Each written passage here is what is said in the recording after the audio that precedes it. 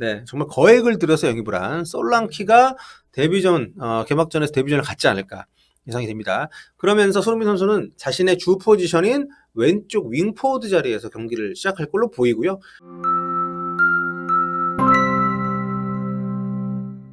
안녕하세요. 볼리TV 서영입니다. 어느새 2024-25 프리미어리그 개막이 코앞에 닥쳤습니다. 자, 토트넘은 1라운드에서 가장 마지막으로 개막전을 치르게 됩니다.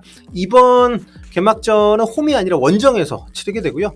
나름 분주했던 여름을 보내고 또 새로운 시즌을 맞이하고 있는 토트넘이긴 한데 일단 프리미어리그 첫 상대 원정으로 치르는 경기는 손흥민 선수가 아주 강력한 모습을 보이고 있는 상대죠. 이번에 승격한 레스터시티입니다. 레스터시티는 동화를 쓰면서 우승한 기억으로도 우리에게 오랫동안 남아있을 팀이지만 한편으로는 손흥민 선수에게 굉장한 성과를 안겨줬던 팀으로 익숙한 그런 이름이죠. 보시면은 손흥민 선수가 역대 한 팀을 상대로 가장 많은 골을 넣었던 그 상대팀 랭킹 8개를 제가 쫙 뽑아왔는데요. 가장 많이 손흥민 선수에게 골을 선물했던 팀 사우스햄튼입니다. 한 경기 그때 그 포트트릭 했던. 네, 그리고 레스터시티가 바로 2위입니다. 16번 만나서 손흥민 선수가 무려 10골 5개 도움 기록을 했습니다. 그 다음 크리스탈 팰리스. 재밌는 게 손흥민 선수는 B클럽에 강해요. 4위 도르트문트 8경기 했는데 9골 넣었고요. 아스날한테 20경기 8골 2개 도움, 맨시티, 리버풀 상위권에 강팀들이 상당히 많습니다. 자, 아무튼 레스터시티 같은 경우에는 이제 그 지난 시즌에는 2부에 있었지만 그 앞 시즌 손흥민 선수가 득점왕을 차지했던 그 시즌에 9월 달에 손흥민 선수가 후반 14분에 투입이 돼가지고 후반 28분부터 41분까지 단 13분에 걸쳐 해트트릭을 기록을 했던 정말 교체로 들어가가지고 해트트릭 하는 거 쉽지 않은데 게다가 그 시간이 너무 짧아서 이슈가 더 많이 됐었는데 이때 토트넘이 6대2로 대승을 한 적이 있습니다. 이때 이제 홈 경기였고요. 다만 그 5개월 뒤에 그러니까 2월 달에 레스터 원정에 가서 토트넘이 1대4로 졌습니다. 심지어 그때 그 상대 선수가 찬 게 벤탄쿠르 앞에 떨어져가지고 벤탄쿠르가 선제골을 빨리 넣었습니다만 역전패를 당했기 때문에 굉장히 좀 충격이 컸던 패배였고 콘테 감독 때죠. 레스터에서는 그때 이제 그 지금은 토트넘 와 있는 매디슨이 1골 1도움을 기록을 했습니다. 그 경기 하이라이트 보시면 첫 골 빼고요. 나머지 3실점에 다이어 수비가 아주. 네. 아무튼 레스터시티는 그 시즌에 바로 강등이 됐고요. 그 사이에 매디슨은 토트넘에 합류를 했습니다. 제이미 바디는 계속 남아있고 지난 시즌에도 엄청 잘했고 올 시즌 다시 프리미어리그 복귀를 합니다. 이번 경기 못 나와요. 자, 레스터시티는 엔조 마레스카 감독 체제에서 지난 시즌 2부 리그 1위 차지했습니다. 올 시즌에 곧바로 승격을 했고요. 이렇게 빨리 올라오는 게 쉽지 않은데 워낙 좀 승점차 자체가 그렇게 압도적이었다고 할 수는 없지만 거의 매 경기 점유율에서 상대를 압도를 하면서 지배하는 축구를 했습니다. 근데 그 마레스카 감독이 그러니까 얼마나 2부에서 잘했으면 바로 1부 그것도 돈이 많은 첼시에서 땡겨갔겠습니까? 마레스카 감독이 곧바로 첼시로 떠나면서 작년까지 노팅엄 포레스트 감독이었던 스티브 쿠퍼 감독이 팀을 지금은 이끌고 있습니다. 근데 승격팀 치고는 승격팀이라서 더 그렇다고 해야 되나? 아무튼 영입을 생각만큼 활발하게 못했어요. 그래서 전력이 그렇게 강하다고는 볼 수 없는 상황이고요. 현지 매체들도 곧바로 강등될 거라고 예상하는 매체들이 상당히 많습니다. 레스터시티 하면 떠오르는 게 이제 제이미 바디, 네, 아직도 있습니다, 이 선수가. 프리시즌에 비아레알전에서 발목 부상을 당했어요. 그래서 이제 9월 중순까지 못 나온다고 합니다. 그러니까 바디가 지난 시즌 2부 리그에서도 상당히 좋은 활약을 했었고요. 정말 대단하지 않습니까? 제이미 바디가 사실 전성기 때도 다른 팀에서 오라는 데가 있었는데 안 가고 계속 이 레스터시티에 남아가지고 팀에서 꾸준하게 활약을 했었는데 지금 제가 보니까 나이가 87년생이에요. 손흥민 선수보다 무려 5살이 많은 상당한 고참 선수임에도 불구하고 좀 꾸준히 경기에 나올 때는 확실히 성과를 내면서 팀의 버팀목 역할을 확실히 좀 해주고 있습니다. 지난 시즌 2부 리그에서 35경기 뛰었고요. 그리고 18골을 넣었습니다. 정말 대단한 거죠. 이 정도의 어떤 경험과 팀에서 어떤 존경을 받는 이런 선수의 역할. 지난 시즌에 팀 내에서 가장 많은 골을 넣었고요. 그러니까 지금 87년생이면 몇 살입니까? 38살이라고 해야 되는 거죠. 근데 그런 고령에도 불구하고 자기 관리를 잘 하면서 이렇게 성과를 냈다는 거는 확실히 팀 내에서 이 선수가 갖고 있는 어떤 위상이라고 할까요?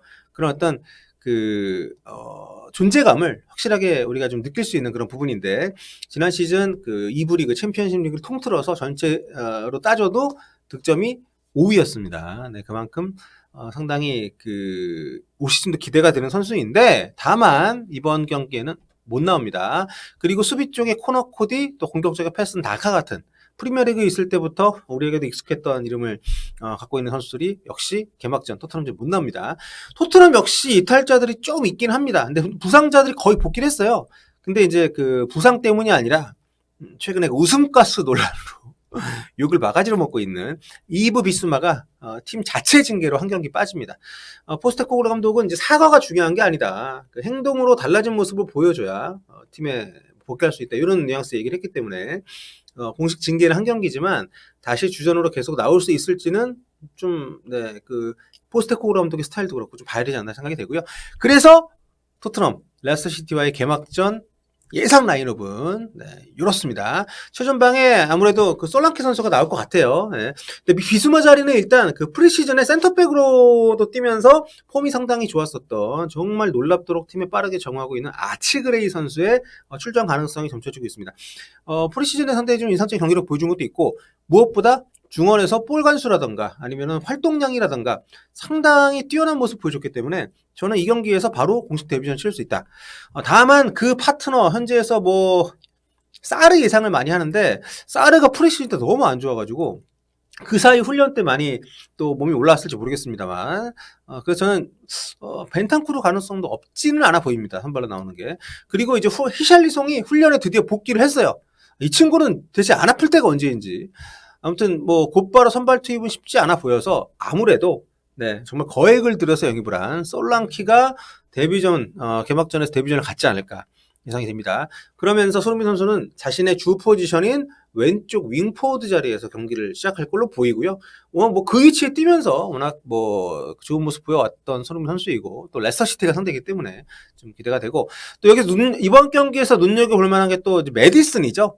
레스터시티 강등될 때 이제 토트넘으로 이적을 해온 메디슨. 과연 레스터시티 팬들은 메디슨에게 어떤 반응을 보일지, 또 메디슨은 어떤 경기력을 보일지 굉장히 좀 흥미로운 부분이 될 것 같고, 레스터시티는 그 감독이 바뀌면서 아무래도 불안 요소가 큽니다. 근데 마레스카 감독이 전술적으로 2부 리그를 압도했다는 평가를 받았었는데 거의 모든 경기를 이제 지배하는 축구를 했었고, 마레스카 감독 대신에 온 코퍼 감독이 그렇게 전술적으로 유연한 면은 있지만 노팅엄 시절에도 전술을 상당히 많이 바꾸면서 임기응변을 잘하는 감독이긴 했는데, 과연 마레스카 감독 시절처럼 단단한 모습 보여줄 수 있을지에 대한 의문이 좀 많이 있습니다. 다만 이제 프리시즌 경기들을 좀 보니까 마레스카 감독 전술을 그대로 많이 이어받았어요. 4-3-3 기반으로 하면서 이제 공격 빌드업 올라갈 때는 3백 형태로 이제 유지를 하면서 마레스카 시절의 레스터시티를 버리기보다는 자연스럽게 좀 계승하는 식으로 좀 팀을 이어나가고 있습니다. 점유하지 않을 때 이제 포백 형태로 견고하게 라인 유지하는 것도 현재에서는 좀 많이 주목을 하고 있더라고요. 다만 지난 시즌에도 이제 18골 넣었었던, 앞서 말씀드렸던 제이미 바디가 프리시즌 초반에 부상으로 지금 이탈을 꽤 오래 했기 때문에 요게 지금 시즌 초반, 그리고 토트넘과의 개막전 레스터시티한테는 상당히 큰 타격이 될 것 같고, 좀 바디가 빠지면서 이제 톱 자리에서 뛰었던 이 다카 역시 프리시즌 다쳤어요. 그래가지고 지금 아마 선발 못 나올 가능성이 굉장히 높습니다. 그래서 마무리 부재가 레스터시티의 개막전 시즌 초반 상당히 큰 문제가 될 것 같고요. 레버쿠젠에서 그 체코 공격수 아담 흘로잭, 1선, 2선 다 볼 수 있는 선수죠. 이 선수를 거의 데리고 왔다라고 보도가 나왔었는데, 이게 오늘 새벽에 호펜하임이 하이제킹을 했습니다. 그래가지고 레스터시티 메디컬만 남았다고 얘기가 떴었거든요. 근데 지금 현재에서는 거의 호펜하임으로 가는 분위기입니다. 아직 제가 이 녹화하는 타이밍에 사인은 안 했는데, 그래서 지금 전문 스트라이커가 레스터시티에 토마스 캐넌이라고 이제 02년생, 작년에 2부에서도 2골 넣었던 이 선수밖에 없어서 지금 공격진 구성에 상당히 좀 골머리를 앓고 있는 레스터시티라고 하고요. 수비에서 코너코디 못 나오는 것도 말씀드렸습니다만, 그러니까 전체적으로 토트넘이 무리 없이 승리를 가져갈 수 있지 않을까, 이렇게 생각이 됩니다. 일단 솔랑키 선수도 좀 이번 시즌 본인이 일단 부상에서 복귀하고 이런 게 아니라 본인이 몸을 만들다가 왔잖아요. 그렇기 때문에 저는 이 경기에서 당연히 히샬리송보다는 이 솔랑키 선수가 선발로 나올 걸로 보고요. 그리고 솔랑키 선수의 활약에 따라서 손흥민 선수도 영향을 좀 많이 받지 않을까 참고로 솔랑키도 레스터 상대로 6경기에서 3골 넣고 있더라고요. 그래서 그렇게 좀 잘 해주면 손흥민 선수의 해트트릭이 다시 한번 나올 수도 있지 않을까. 네. 이렇게 김칫국을 마셔봅니다. 토트넘은 1, 2라운드 일정은 해볼 만한데 그 뒤에 이제 9월로 이어진 일정이 좀 빡십니다. 뉴캐슬 원정 치르고 A매치 주간 이어진 뒤에 이제 9월 15일에 북런던 더비 있고요. 그 뒤에 이제 브렌트포드 홈 경기, 올트래포드 원정 이렇게 갑니다. 그래서 8월 2경기에서 최대한 승점 많이 따는 게 중요해 보이고요. 그래서 이번 개막전 그런 점에서도 상당히 토트넘에게는 중요한 일전이 될 것 같습니다. 저는 개인적으로 한 3대0 정도 승리 봅니다.